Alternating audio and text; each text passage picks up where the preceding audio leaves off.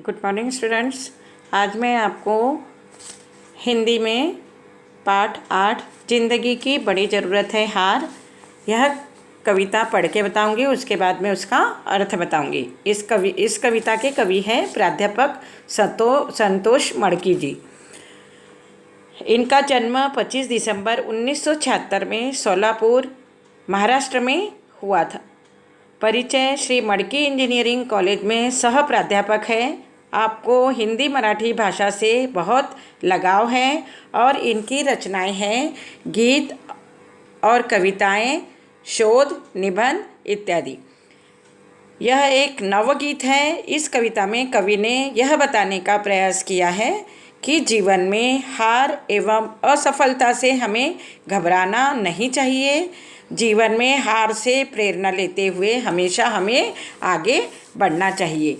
अब मैं पहले चार पंक्तियाँ पढ़ के बताऊंगी, उसके बाद में उसका अर्थ बताऊंगी। रुला तो देती है हमेशा हार, पर अंदर से बुलंद बनाती है हार। बुलंद यानी मजबूत। किनारों से पहले मिले मझदार, मझदार यानी बीच में। जिंदगी की बड़ी ज़रूरत है हार।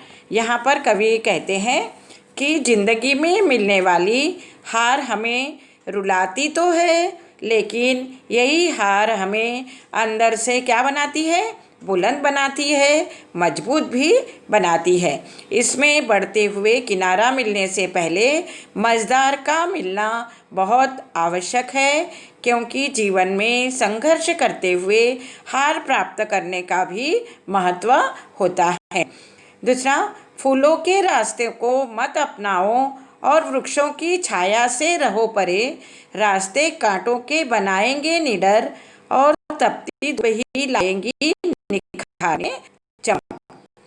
जिंदगी की बड़ी जरूरत है हार। यहाँ पर प्राध्यापक संतोष मड़की जी कहते हैं कि हमें फूलों का रास्ता नहीं अपनाना चाहिए और वृक्षों की छाया से दूर रहना चाहिए। संघर्ष व कांटों का मार्ग ही इंसान को क्या बना देता है? संघर्ष व कांटों का मार्ग ही इंसान को साहसी व वीर बना देता है और संघर्षों की तपती धूप में तप कर ही इंसान का व्यक्तित्व किसके समान चमकने लगता है? सोने की तरह चमकदार बनता है। तीसरा देखिए, सरल राह तो कोई भी चले, दिखाओ पर्वत को करके पार। आएगी हौसलों में ऐसी ताकत, सहोगे तकदीर का हर प्रहार। प्रहार यानी वार करना, चोट। जिंदगी की बड़ी ज़रूरत है हार। यहाँ पर कवि कहते हैं कि सरल राह पर तो कोई भी चल सकता है, किंतु पर्वतों की तरह विशाल कठिनाइयों से भरी राह को पार करने कोई बड़ा व्यक्ति ही हो सकता है। और यहाँ पर कवि कहते हैं चुनौतियों को स्वीकार करने से हौसला बढ़ेगा और इंसान भाग्य के हर प्रहार को सहने में समर्थ बनेगा। फिर से सुनो ये चारों पंक्तियों का।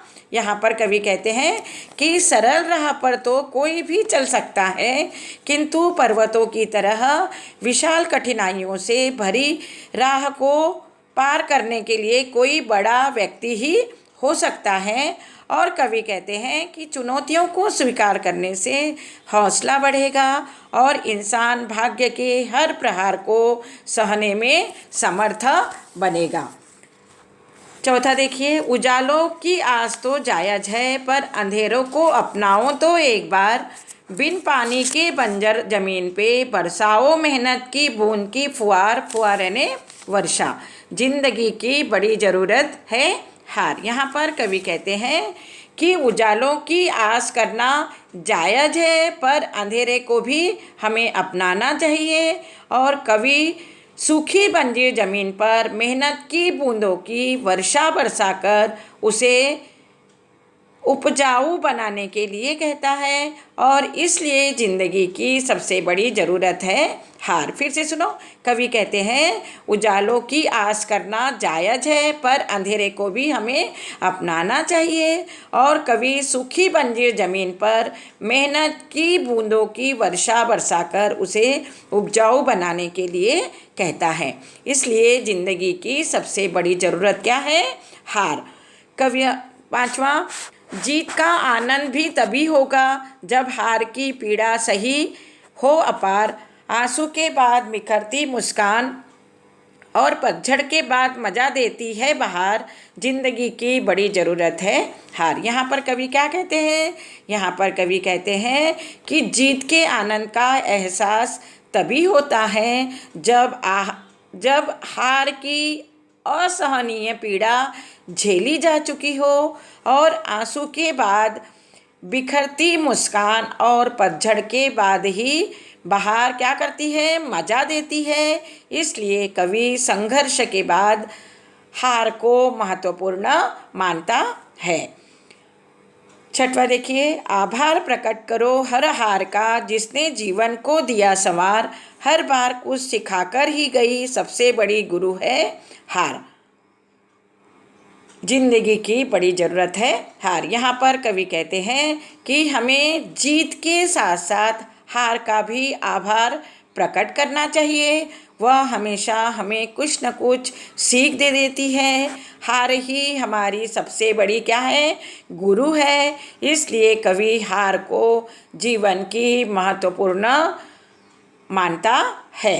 अब मैंने आपको जिंदगी की बड़ी ज़रूरत है हार इस कविता का अर्थ बताई हूँ। आपको इस कविता का अर्थ लिखना है। पहले कविता लिखो, उसके बाद में अर्थ लिखो।